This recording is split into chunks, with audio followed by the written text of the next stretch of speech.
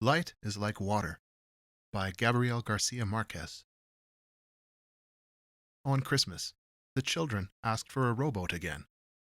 Okay, said the dad. We'll buy it when we get back to Cartagena.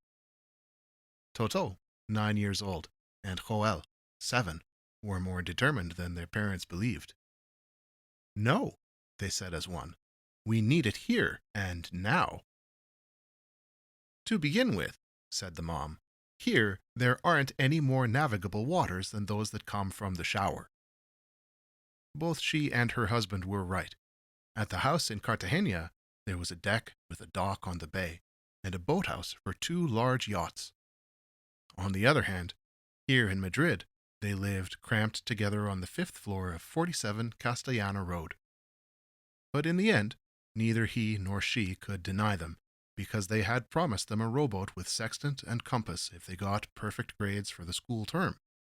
And they had been gotten. And so it was that the dad bought it all without saying anything to his wife, who was the most resistant to making debts for pleasure.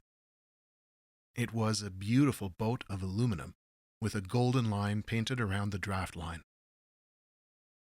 The boat is in the garage, the dad revealed during lunch. The problem is that there's no way to get it up the stairs, and there's no more space available in the garage. However, the following Saturday afternoon, the children invited their classmates to help them bring the boat up, and they managed to get it as far as the service room. Congratulations, the dad told them. And now what? Now nothing, said the children. We just wanted to have a rowboat in the room.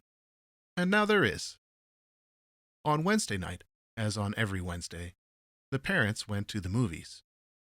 The children, masters and lords of the house, closed the doors and windows, and broke the light bulb burning in one of the lamps in the living room.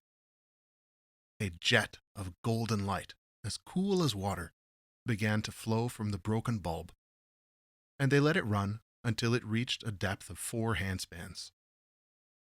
Then they turned off the current, got the boat out, and sailed at their pleasure around the islands of the house. This fabulous adventure was the result of an offhand comment of mine when I was participating in a seminar on the poetry of domestic appliances. Toto asked me how come the light turned on by just pressing a button, and I wasn't brave enough to think twice about it. Light is like water, I answered him. You open the tap, and out it comes. So they kept on sailing Wednesday nights, learning to master the sextant and the compass, until the parents came home to find them asleep like angels on dry land. Months later, eager to go even further, they asked for submarine fishing equipment. With everything, masks, fins, tanks, and compressed air shotguns. It's bad enough that they have a rowboat in the service room that they can't use, said the dad, but it's even worse that they want scuba diving equipment on top of it. And if we get gold stars for the first semester? Asked Joel. No, said their mom, frightened. No more. The dad reproached her inflexibility. It's just that these kids don't get anything for doing what they're supposed to do, she said, but for a whim they could earn a teaching position. In the end, the parents didn't say either yes or no, but Toto and Joel won the gold stars in July and were publicly recognized by the principal. That same afternoon, without their having asked again, they found the scuba equipment in their room in the original packing. So the following Wednesday, while the parents were watching The Last Tango in Paris, they filled the apartment to the depth of 2 arm lengths, and they scubaed around like tame sharks under the furniture and the beds, and they rescued from the depths of the light the things that had been lost in the darkness. At the awards ceremony at the end of the year, the brothers were acclaimed as examples for the school, and they were given certificates of excellence. This time, they didn't have to ask for anything, because the parents asked them what they wanted. They were so reasonable that they only wanted a party at home to reward their friends from school. The dad, alone with his wife, was radiant. It's proof of their maturity, he said. From your lips to God's ears, said the mom. The following Wednesday, while the parents were watching the Battle of Argel, the people who were walking along Castellana Road saw a cascade of light falling from an old building hidden among the trees. It was coming out of the balconies. It fell in torrents from the facade, and it channeled down the great avenue in a golden rapid that illuminated the city to the Guadarrama River. Responding to the alarm call, the fireman forced open the door to the fifth-floor apartment and found the whole place filled with light, up to the ceiling.